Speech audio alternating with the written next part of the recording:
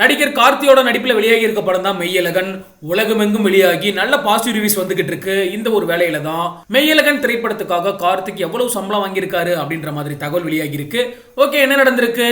மெய்யழகன் திரைப்படத்தை பத்தியும் கார்த்திகோட சம்பள விவரங்கள் பத்தியும் இந்த வீடியோல நம்ம டீடைல்டா பார்க்கலாம். நடிகர் கார்த்தி நடிப்பில் வெளியாகி இருக்க படம் தான் மெய்யழகன். இந்த திரைப்படமானது இன்னைக்கு திரையரங்குகளில் வெளியாகி இருக்கு. இந்த படத்தோட ப்ரிவியூஸை பார்த்த பலருமே படத்தை அதிகமாக பாராட்டிட்டு இருந்தாங்க. பொன்னியின் செல்வன் படத்தின் மூலமா வந்தியத்தேவனா நம்ம மனசுல இடம் பிடிச்சவர் தான் கார்த்தி. அந்த படத்துக்கு அப்புறம் தான் கார்த்தி அவரோட 25வது படமான ஜப்பான் படத்தில் நடிச்சிருந்தாரு. அந்த படமானது படுதோல்வி அடைஞ்சது. மிகப்பெரிய எதிர்பார்ப்புக்கு மத்தியில தான் அந்த படமானது ரிலீஸ் ஆனிச்சு. ஆனா அந்த படம் மிகப்பெரிய தோல்வியை சந்திச்சதுனால அடுத்தடுத்த படங்கள்ல வெற்றி கொடுத்தே ஆகணும் அப்படின்ற கட்டாயத்துக்கு கார்த்தி தள்ளப்பட்டாரு. இந்த நிலையில தான் இப்ப மெய்யழகன் திரைப்படமானது வெளியாகி இருக்கு. நேற்று பத்திரிகையாளர்களுக்காக மெய்யழகன் திரைப்படமானது பிரிவியூ ஷோவா வெளியிடப்பட்டது. படத்தை பார்த்துட்டு பலருமே பாராட்டினாங்க.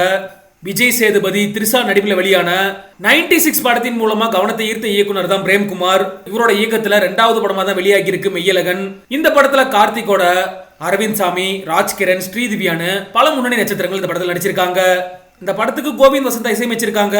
இந்த படத்தோட ட்ரெய்லர் மற்றும் பாடல்கள் வெளியாகி நல்ல வரவேற்பு கிடைச்சதுனால இந்த படத்தின் மீதான எதிர்பார்ப்பு அதிகமானது.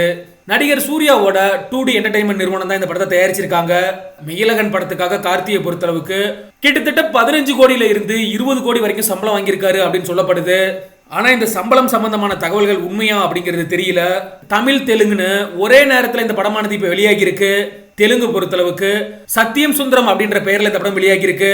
தெலுங்கு ப்ரமோஷன் நிகழ்ச்சிக்காக போகும்போது தான் லட்டு அப்படிங்கிறது சென்சிட்டிவான விஷயம் அப்படின்னு சொல்லி கார்த்தி பேசி அது மிகப்பெரிய சர்ச்சையாகவும் மாறினது. ஆந்திராவோட துணை முதல்வரும் நடிகருமான பவன் கல்யாண் இதை கண்டிச்சிருந்தாரு. உடனடியா கார்த்தி சம்பந்தமா மன்னிப்பும் கேட்டாரு அப்படிங்கிறது குறிப்பிடத்தக்க விஷயம். மெய்யழகன் படத்தை தொடர்ந்து தான் சர்தார் 2 திரைப்படத்துல தொடர்ந்து நடிச்சுக்கிட்டு இருக்காரு கார்த்தி. இந்த படத்தோட முதல் பாகமானது மிகப்பெரிய வெற்றி பெற்றிருந்தது. சர்தார் படத்தோட 2ஆம் பாகமுமே மிகப்பெரிய பட்ஜெட்ல உருவாக்கிக்கிட்டு இருக்கு.